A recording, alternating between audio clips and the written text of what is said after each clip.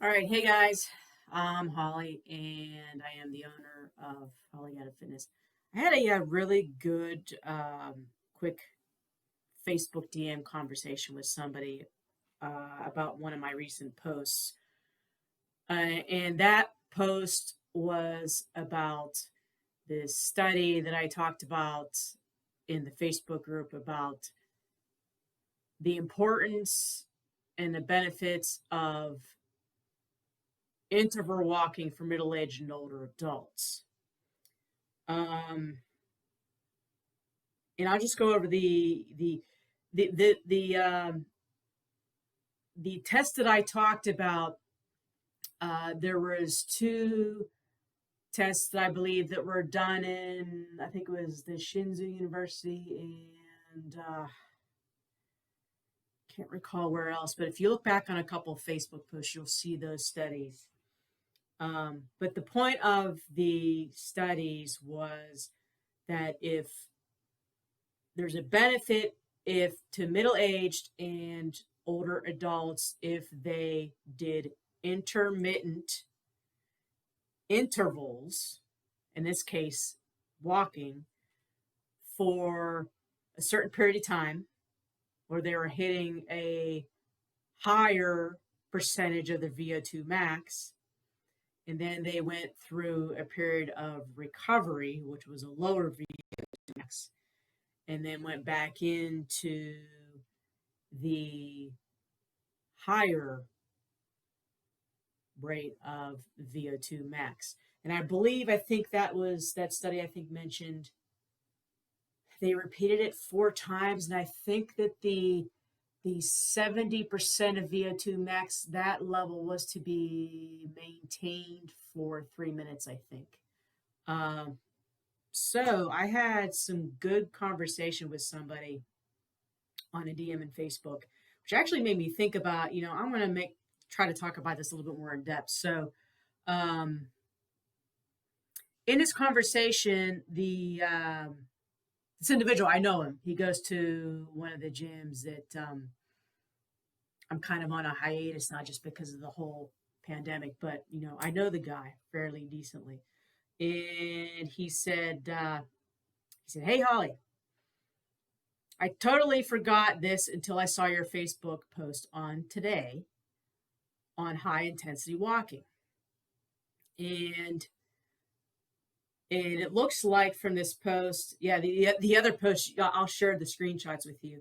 The one day he was actually in the gym, and then you'll see my little response there. And then the next day he responded with the post about the interval walking.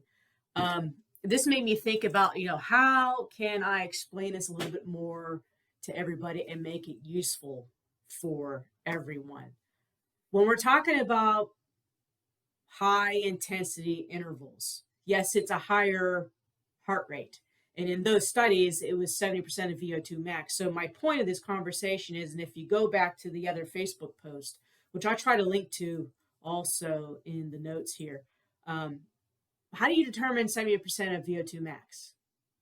Okay, well, it's easy. You get a heart rate monitor, or better yet, if you do the month program, you get the MyZone belt, which tells you where your heart rate zone is. It will tell you what percentage you're at. So it associates it with the color.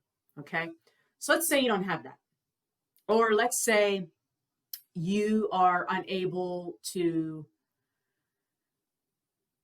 run on a treadmill because you have hip problems, knee issues, maybe a knee replacement, or you have plantar fasciitis at the time.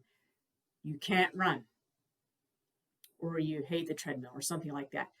How can you get your heart rate up to that 70% VO2 max? You can use other pieces of equipment. I mean, that's simple. And some people, if they can't do a treadmill, then you could use an elliptical and modify the intensity with the revolutions per minute. That's getting those feet moving faster, maintaining that for a certain amount of minutes. or increasing the tension on the elliptical, that will make your heart rate go up. So then when you need to do the recovery phase of the interval, you can back off on the RPMs, not move as fast. You can back off on the tension. Now, I have clients who can't do ellipticals. They can't do treadmills because they have a lot of orthopedic issues. Some can do a recumbent bike. So what do you do there? You increase the tension on that bike, maybe 1 or 2 hits of the button, and then try to pedal a little bit faster.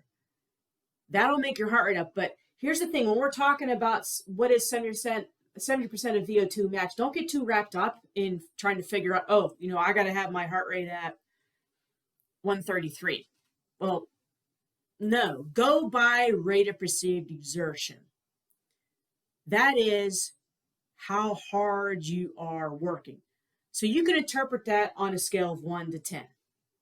So if you want to hit like 70% of your VO2 max, think of that scale of 1 to 10. 10, if you're rating your cardiovascular activity at a 10, you can only maintain that pace for 30 seconds. Like you are in a sprint and you're going to be gassed when you're done. That's a 10. So you want to think about if you're going to try to maintain a 70%, think about maybe a 6. For some people, that will work. For some people, if you are deconditioned with your cardiovascular activity, maybe for you, that rate of perceived exertion, that RPE, would be a 5 or a 6. And then when you do the recovery end of that, getting back down to that 50% of that VO2 max, that recovery part where you're going slower, maybe your RPE at that point could be a 5.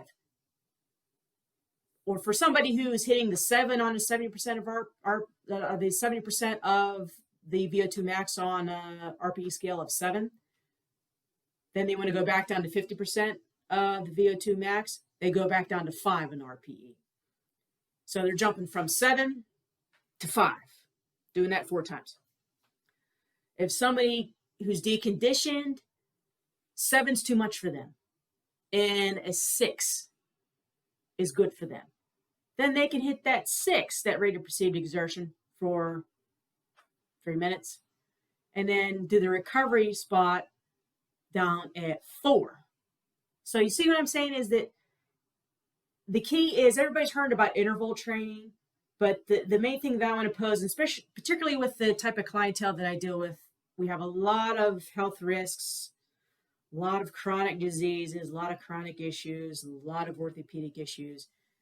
You can do this interval training and it can benefit you for your cardiovascular health by just doing those intervals 3 to 4 minutes, maybe the higher intensity 3 minutes. And if you can't do 3 minutes, maybe it's 2, maybe it's 1. Work your way up in maintaining and how long you want to maintain that higher intensity level.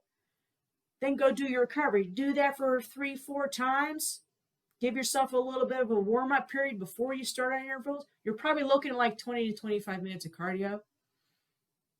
Do that 3-4 times a week if you can get it into your schedule. If you can't do that much, then maybe you're only getting it in twice a week. That's better than nothing, but it'll also help you to improve your cardiovascular fitness, which is really important, particularly with the type of clientele that I deal with. So I had that Facebook comment come through on a DM, and it made me stop and think, well, maybe I should, explain this better and make it more applicable to individuals who can't maintain that 70% of VO2 max, can't get there because they have bad hips, bad knees, low back pain. They don't have certain pieces of equipment in the gym, or they don't have certain pieces of equipment at home. And speaking of that, if you are doing this at home, and if you don't have equipment at home, you got outside. If you're lucky enough to live in a neighborhood where you got a little bit of a hill, use those hills as your interval. Try that. And if you got to get in a car and drive somewhere, great. And hey, and if you got kids, and if they're small enough that they need to get into a little jogging stroller, stick them in there because that's weight. And then that'll actually give you a higher intensity also whenever you're, especially when you're going uphill. So give that some thought. So if you got questions, comments, throw them in the box. If you don't want to leave those questions or comments, you can always send them to me in a DM, and we can talk back and forth. But yeah, there is that special promotion that I'm doing for the month-to-month monthly program that's online for 185. I don't know how long I'm going to run that special for. I've gotten a lot of comments on it, so we're going to see how it goes. But if you're curious about it, send me a DM and see if we can get you on the roster to get the program started. I got a couple folks who are already lined up, and what I'd like to do is get people lined up in a group and then start them all at once. So if you're interested, 185 per month, 4-week program, totally customized. Go back through the Facebook group in the post and you can see what all that's about. And there'll be some more stuff coming down the pike too as well. But anyway, I thought this would be great information for you guys to think about and apply to your program. All right. And I will talk to you later and see you in the next video.